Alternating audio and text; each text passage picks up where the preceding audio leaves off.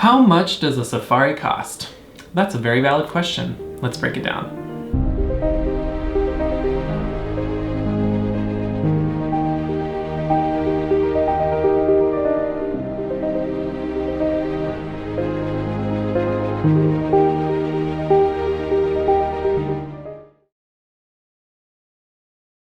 Hello everyone and welcome back to my channel. If you've been here before, it's great to see you again. If you're new here, my name is Hyer. I'm a media producer originally from Montana who's obsessed with wildlife conservation and ecotourism.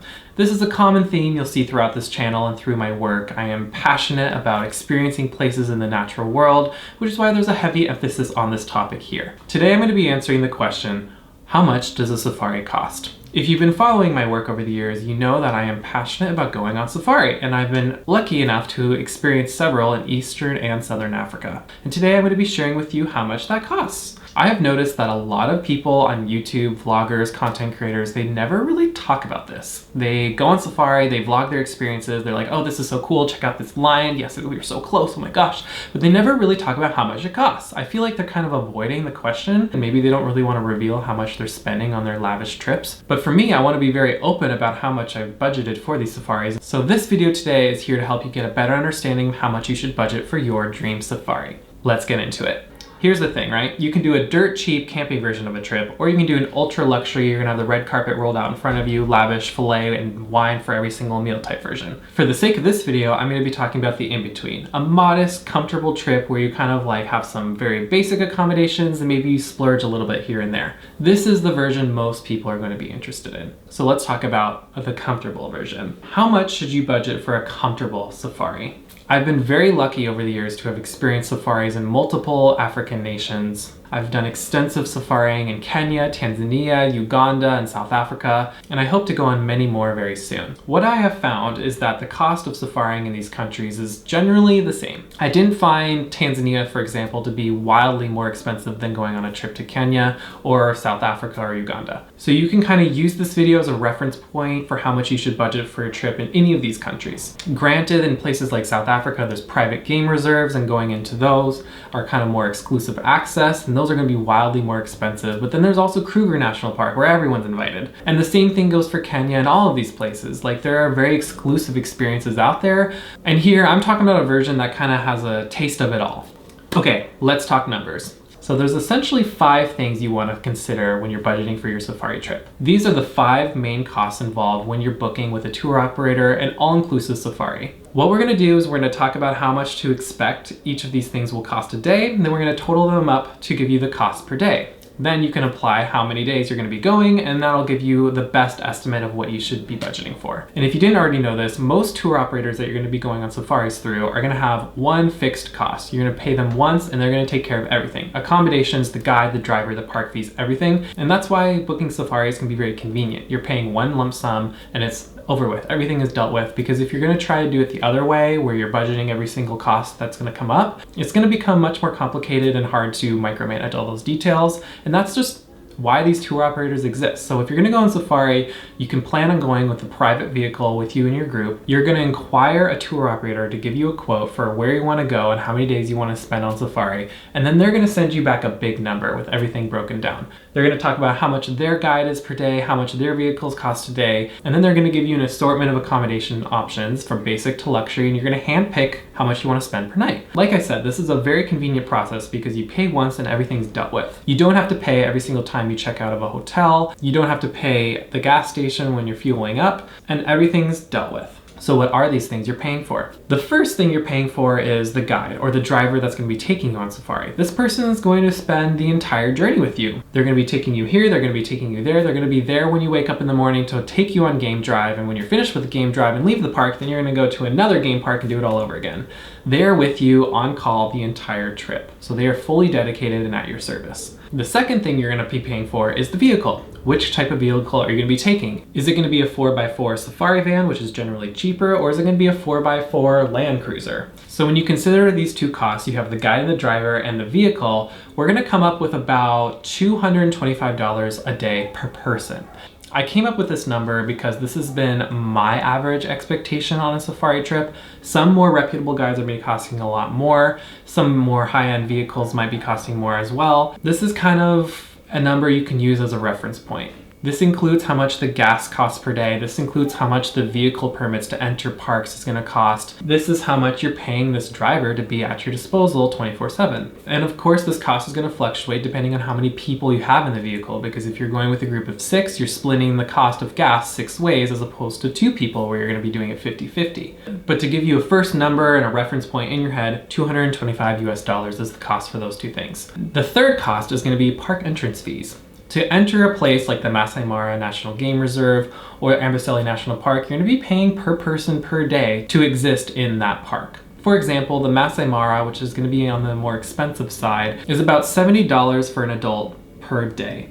Then there's places like Amboseli, which is more like $60, and then there's other places that are going to cost much less. For the sake of the calculation in this video, this cost is about $50 a day.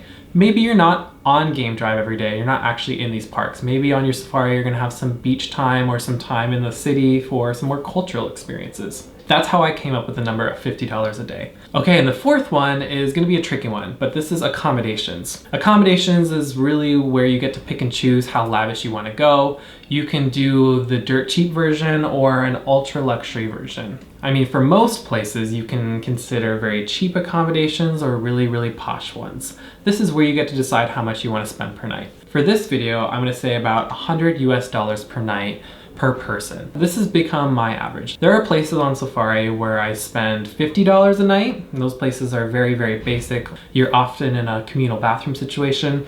And of course, I will admit I have splurged on some really, really nice accommodations as well. It's worth it. Everyone wants to experience a luxury safari camp and lodge at least once in their life. And so that's how I came up with this number of about $100 a day. Now, there are definitely places on safari where you can spend over $1,000 a night. And if you want to do that, great, I'm happy for you, but that's not the reality for most people.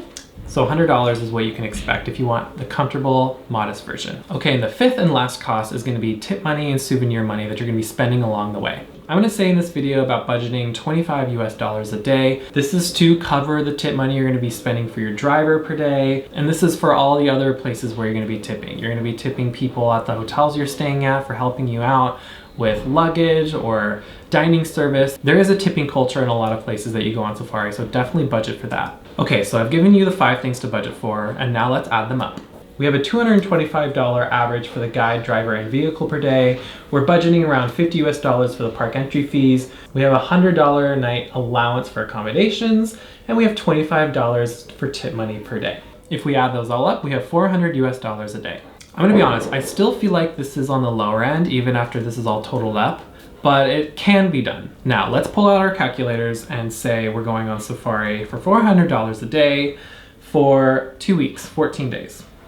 The total is gonna be $5,600.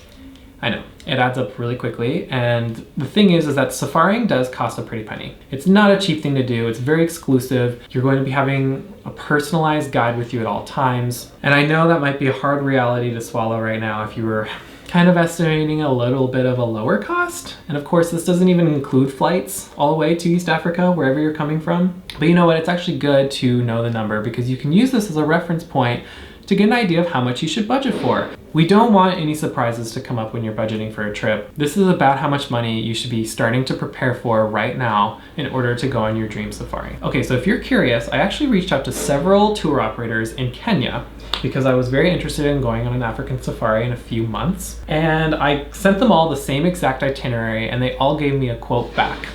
And I'm going to be sharing those quotes with you to give you an idea of how much this would cost. And this is falling in line with what I just described. You know, we're going to be spending about $50 a day for park entry fees, and the accommodations are going to be ranging from basic to modest and sometimes luxury at times. So this is one quote I got back. This is for 14 full days in Kenya with a private driver in the safari van. This quote came back to be $4,639 per person. That is for 2 people in a shared room. And as you can see, there's some prices below indicating how much it would cost if we grew to 4 people or if we wanted our own private rooms. And now if we upgrade to the Land Cruiser, which is a much bigger vehicle, which can accommodate more space, we're looking at more like $5,559. Again, you can see how the price changes depending on how many people are in your group, and if you decide to have your own private rooms or if you're cool with sharing. Now, I'm going to show you this one just for fun. So I reached out to perhaps a much more luxurious safari company to get a quote back for their safari trip in Kenya.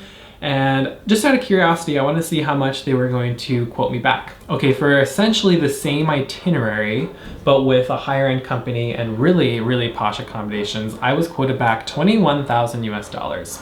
I know. Well, one day I'm going to be going on that trip. One day I am manifesting it, but right now that is just simply not the reality I'm in. The budget safaris are even expensive in my case, but I'm going to do whatever I can to make it happen. Sometimes I wonder why I chose such an expensive hobby. Here's the reality when it comes to luxury safaris.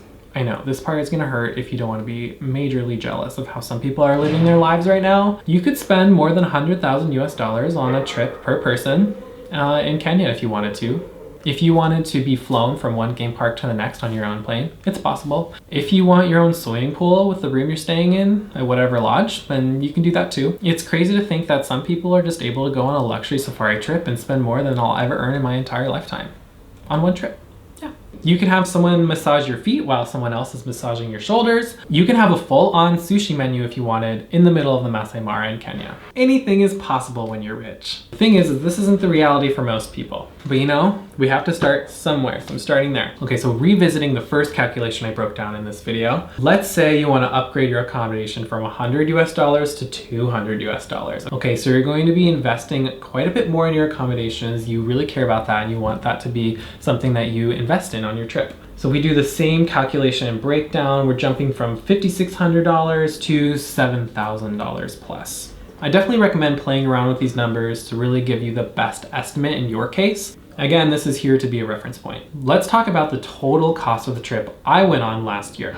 For those of you who don't know, I experienced a 34-day long safari in Kenya, Tanzania, and Uganda last summer. This is a trip I did not hold back on. I was saving up for it for years, and I wanted to make sure I was maximizing my experience the best way possible. So I budgeted a lot for this trip, and I'm going to tell you right now how much it costed. Bear in mind that there were a lot of add-ons on this trip, which would include 2 days of gorilla trekking, and these are the types of things you want to consider in your safari budget. Are there things on top of the typical game drives that you want to include on your itinerary? Gorilla trekking, for example, is a popular thing to add on, and it is a very expensive thing to do. I got to experience this in Uganda. The cost of doing that per day is about 800 US dollars.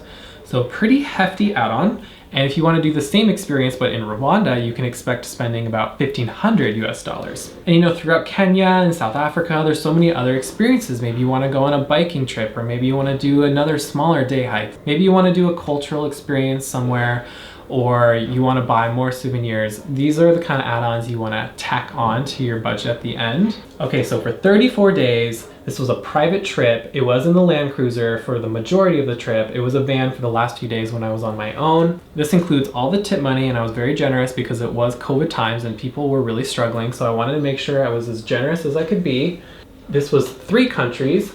This is in shoulder season. This was June, so most people go on safari in the months of July through September when things like the Great Migration happen. So this is just on the cusp of peak season.